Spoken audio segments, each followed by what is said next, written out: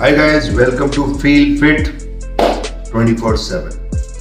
Protein protein protein पिछले कुछ सालों में ऐसा लगने लगा है आसपास कि अगर हम प्रोटीन नहीं लेंगे तो पता नहीं क्या हो जाएगा। तो आज इसी बात पर रोशनी डालते हैं कि क्या प्रोटीन बहुत ज्यादा ओवररेटेड है या जितना शोर मचा हुआ है वो बिल्कुल सही है।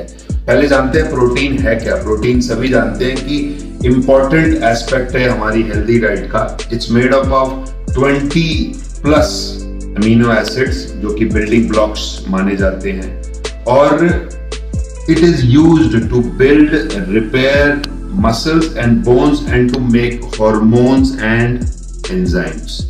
इन 20 से ज्यादा अमीनो एसिड्स में 9 अमीनो एसिड्स ऐसे होते हैं जो कि बॉडी खुद प्रोड्यूस नहीं कर सकती और वो हमें बाहर से फ्रॉम आवर फूड सोर्सेज लेने होते हैं। मिनिमम प्रोटीन रिक्वायरमेंट 0.8 ग्राम्स पर केजी ऑफ बॉडी वेट, यानी कि एक 50 किलो का इंसान है, अगर वो कुछ भी नहीं कर रहा तो उसे कम से कम 40 ग्राम प्रोटीन तो लेना ही पड़ेगा। तो दो बातें समझनी बहुत जरूरी है। पहली कि अगर हम प्रोटीन कम लेंगे तो क्या हो जाएगा। प्रोटीन डेफिशिएंसी की वजह से स्किन, हेयर और nail problems, loss of muscle mass, bone fracture या बोन वीकनेस की प्रॉब्लम हो जाती है। लैक ऑफ फुलफिलनेस, यानी कि आपको सेटाइटी की फीलिंग कम रहेगी और आपका कैलोरी इनटेक बढ़ जाएगा।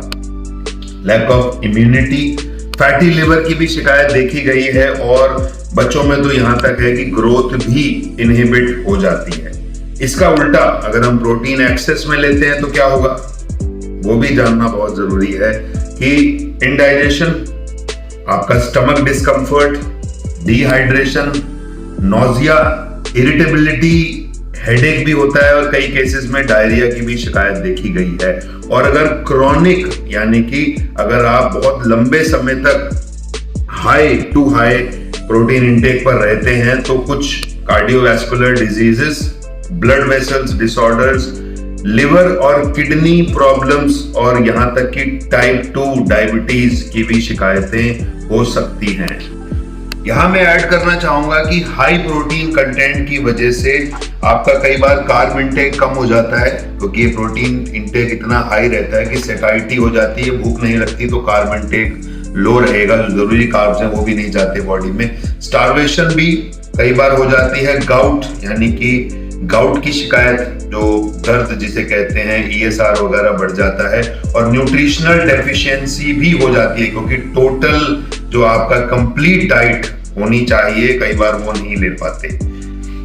यहां अब ये बात सामने आती है कि कितना काफी है, तभी तो समझ में आएगा कि हम कम ले रहे हैं या ज्यादा ले रहे हैं। इसे 4 सेक्शंस में बांटा गया है क्योंकि एवरी इंडिविजुअल इज डिफरेंट। पहला, अगर आपका जो एक्टिविटी लेवल है, डेली एक्टिविटी लेवल है, वो बिलो नॉर्मल है, बिलो नॉर्मल जैसे सिटिंग जॉब है या हाउस होल्ड एक्टिविटीज है नॉर्मल, या फिर एज, मान लो छोटा बच्चा है कितनी एक्टिविटी रहेगी, या ओल्ड एज पीपल हैं, या ऐसे लोग जिनका एक्टिविटी लेवल दिन में कम है, तो 0.8 to 1 ग्राम पर केजी बॉडी वेट के हिसाब से 1 ग्राम काफी है, यानी कि 70 किलो का इंसान 70 ग्राम 60 ग्राम प्रोटीन लेगा, काफी है।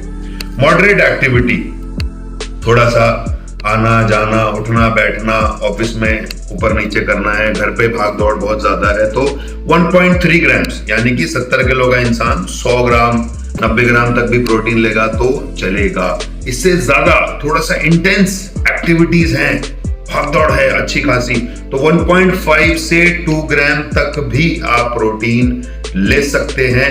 And the last category is of athletes, या बॉडी बिल्डिंग वाले लोग, या ऐसे लोग जिनको सारा दिन शरीर से ही काम लेना है, फिजिकल एक्टिविटी बहुत ज्यादा है, तो 2 ग्राम से 3 ग्राम्स तक भी प्रोटीन डेली लिया जा सकता है। यानी कि एक 70 किलो का इंसान 150 किलो से 70 किलो का इंसान 150 ग्राम से 200 ग्राम तक प्रोटीन भी ले सकता है।